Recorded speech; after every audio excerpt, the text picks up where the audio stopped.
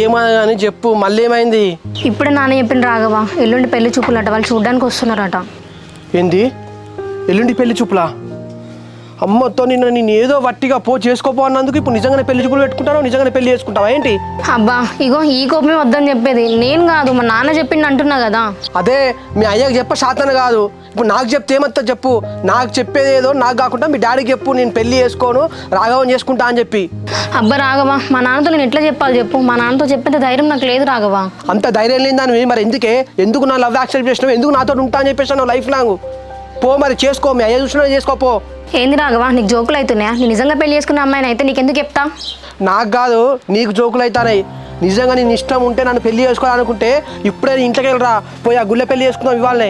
అరే నీకు చెప్తే అర్థం కావట్లేదు రాఘవ, అసలు నేను ఎట్లా పెళ్లి చేసుకుంటా? అట్లా వచ్చి పెళ్లి చేసుకుంటే మా నాన్న పరువు ఉంటుందా ఊర్లో? మనకి అంత ధైర్యం లేనప్పుడు ఈ ప్రేమ పెళ్లి ఇవంతెందుకే కథలు పడాలన్నీ? చేసుకోపో.